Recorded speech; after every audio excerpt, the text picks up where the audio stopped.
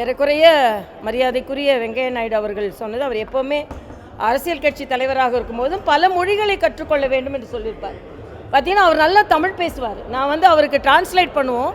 Translate பண்ணும்போது தப்பாக translate பண்ணால் இல்லை இது சரியில்லைன்னு சொல்லுவார். அந்த அளவுக்கு அவர் தமிழ் கற்றுருக்கிறார். அதனால் எல்லா மொழிகளையும் கற்றுக்கொள்ள வேண்டும் என்று சொல்வது ஒரு நல்ல ஆலோசனை.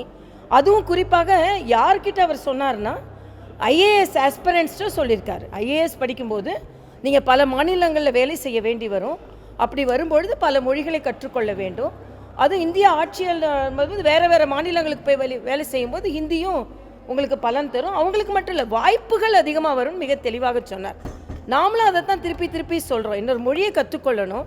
இவங்க இருமொழி கொள்கை என்று சொல்லிவிட்டு தனியார் பள்ளிகளிலெல்லாம் மும்மொழி கொள்கை தமிழக அரசு பின்பற்றுவதற்கு விடுகிறது. ஆனால் அரசு பள்ளிகளில் மட்டும் இருமொழி கொள்கை என்று அந்த குழந்தைகளுக்கு கிடைக்கின்ற வாய்ப்பை தடுக்கிறது. அதை அவர் இன்னொரு விதத்தில் சொன்னார் என்பது எனது கருத்து. இல்லை, நிறைய பேர் சாதிச்சிருக்காங்க. இனிமே சாதிக்கணும்ல. ஏன் அவங்க பையனை ஏன் ஃப்ரெண்ட்ஸ் படிக்கிறாரு அப்படின்னா ஃப்ரெஞ்சு படிக்கிறாரு? அவர் அந்த அஷூரன்ஸை கொடுக்கல. அவர் பையன் சொன்னார்ல. அப்போது சாதிச்சிருக்கிறாங்கன்றது அந்த காலம். இன்னைக்கு எல்லாரும் நம்ம சும்மா விளையாட்டுக்கு சொல்லுவோம், கும்மிடி பூண்டியை தாண்டி போனால் நம்மளால் பிழைக்க முடியாது அப்படின்னு சொல்லுவோம். வெங்கையா நாயுடு ஒரு அழகான வாசகத்தை சொன்னார். ஆங்கிலம் பேசலாம், அங்கே உள்ளவங்களுக்கு 2% தான் அது புரியும்னார். அப்போ நீங்கள் எப்படி கம்யூனிகேட் பண்ணுவீங்க? அதனால் சும்மா இந்த மொழிக் கொள்கையை வைத்துக்கொண்டே நீங்கள் அரசியல் செய்வதை விட்டு அதை மக்கள்கிட்ட சாய்ஸை விட்டுருங்கன்னு நாங்கள் சொல்கிறோம். திணிக்கிறோம்னு சொல்கிறீங்கல்ல, திணிக்கலை. மக்களின் விருப்பத்தை ஏன் நீங்கள் தடுக்கிறீர்கள்? மக்கள் ஹிந்தி படிக்கணும், நான் மலையாளம் படிக்கணும், தெலுங்கு படிக்கணும்னு நினைத்தால் ஏன் தடுக்கிறீர்கள்? இன்னொன்று, புதிய கல்விக் கொள்கையை பற்றி துணை குடியரசுத் தலைவர் மிக அழகாக சொன்னார்கள். பழைய கல்வி பாடத்திட்டத்தில் என்னென்ன பிரச்சனைகள் இருக்கிறதோ அதையெல்லாம் களைந்து தான் புதிய கல்விக் கொள்கை கொண்டு வரப்பட்டிருக்கிறது. அதனால் கல்வியை நீங்கள் அரசியல் ஆக்காதீர்கள், அவர்கள் சாய்ஸுக்கு விட்டுருங்கன்னு தான் சொல்கிறாங்க. இப்போது ஹிந்தி திணிக்கிறீங்களன்னா ஹிந்தி வேண்டான்றதை யார் திணிக்கிறா? கற்றுக்கொள்ள நினைத்தால் கூட கற்றுக்கொள்ள முடியாமல் செய்வதும் திணிப்பு தானே. அதனால் அவங்க விருப்பத்துக்கு விட்டுருங்க. மறுபடியும் சொல்கிறேன், அவங்க விருப்பத்துக்கு விட்டுருங்க. இல்லைனா தமிழ் இசை ஹிந்தி இசையான்னு போட்டிங்கன்னா ரொம்ப கெட்ட கோபம் வரும். ஏன்னா தமிழ் என் பெயரில் மட்டும் உயிர்லையும் இருக்குது. ஆனால் எல்லாருக்கும் நல்லது நடக்கணும்னு நான் பேசுகிறேன், அவ்வளவுதான். இலவசங்களால் மக்கள் சோம்பேறியாக்கப்படுகிறார்கள். இல்லை, அதாவது மக்களுக்கு எது வேண்டியதோ அதை அரசாங்கங்கள் செய்து கொண்டு இருக்கிறது. அது மரியாதைக்குரிய குடியரசுத் தலைவர் அதைத்தான் அவர் சொன்னார். சொல்லும்பொழுது ஹிந்தி கற்றுக்கிறதுக்கு யாரும் தடுக்கல. இந்தி பிரச்சார சபாவில் வருடம் அதோட எண்ணிக்கைகள் அதிகரிச்சுட்டே இருக்கு தமிழகத்தில். அப்படி இருக்கிறப்ப இங்கே படிக்கிறத யாரும் தடுக்கல, அது சுதந்திரமாக நடந்துக்கிட்டே இல்லையா? அது ஹிந்தி பிரச்சார சபாவில் அவங்களாம் படிக்கிறது. பள்ளிகளில் பள்ளி குழந்தைகளில் அரசாங்க பள்ளி குழந்தைகளில் நான் டாக்டராக இருக்கிறனால சொல்கிறேன், 8 வயது வரைக்கும் ரொம்ப நம்ம என்ன வேணாலும் கிரகித்து கொள்கின்ற தன்மை இருக்கும். அப்போது அவ்வளோ சீக்கிரமாக சொல்லிக் கொடுக்கலாம்ல, ஏன் சொல்லிக் கொடுக்க மறுக்கிறீங்க? நான் கேட்குறேன், இன்னொரு மாநிலத்தில் வேலை வாய்ப்பு வருதுப்பா, அப்போ இன்னொரு மொழி தெரிந்தால் உங்களுக்கு வேலை கிடைக்குமா கிடைக்காதா?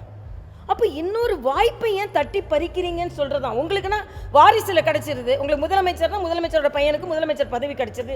மற்றவங்களுக்குலாம் அப்படி இல்லைல்லப்பா, இன்னொரு இடத்துல தான் போய் வேலையை தேடி அவங்க கிடைக்கணும். உங்களுக்கு குடும்பத்தில் எல்லாமே உங்களுக்கு கிடச்சிருது. ஆக உங்கள் குடும்பத்தை தாண்டி சிந்திங்கன்னு சொல்கிறதா இப்போ நான் சொல்ல வேண்டியது. இந்தியாவில் இருக்கக்கூடிய பரவலாக இருக்கக்கூடிய அனைத்து மொழிகளையும் கற்றிருந்தால் தான் அப்போ இல்லையே. அதாவது அவர் சொன்னார் இல்லையே, பெரும்பாலான மாநிலங்களில் பேசப்படுகிற மொழியினால நான் சொல்கிறேன். இப்போ தெலுங்கானாவில் தெலுங்கு பேசுகிற மாதிரியே ஹிந்தி பேசுவாங்க, இங்கிலீஷ் அவங்களுக்கு தெரியாது. இப்போ என்கிட்ட பணியாற்றின பணியாளர்களே இங்கிலீஷ் அவங்களுக்கு தெரியாது, ஆனால் ஹிந்தியும் தெரியும், தெலுங்கும் தெரியும்.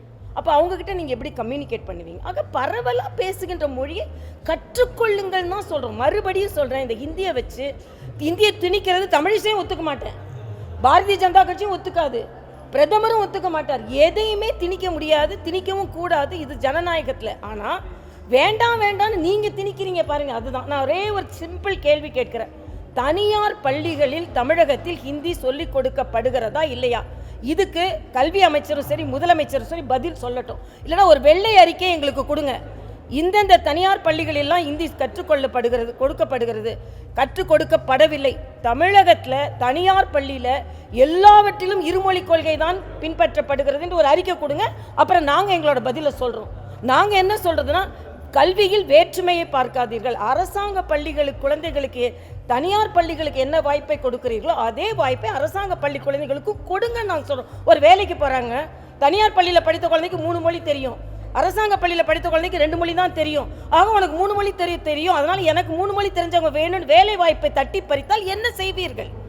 இதைத்தான் நாம கேட்கிறோம். மறுபடியும் நாம சொல்வது, தமிழக அரசு, மத்திய அரசு கொண்டு வருகின்ற நல்லதை எல்லாம் தடுக்கிறது, மக்களுக்கான திட்டங்களையும் தடுக்கிறார். பாதகம் செய்பவரை கண்டால் நாம் பயங்கொள்ளலாகாது பாப்பா, மோதி மிதித்து விடு பாப்பா, அவர் முகத்தில் உமிழ்ந்து விடு பாப்பா. அண்மை செய்திகளை உடனுக்குடன் தெரிந்து கொள்ள இணைந்திருங்கள் இயம்நாடு தொலைக்காட்சியுடன்.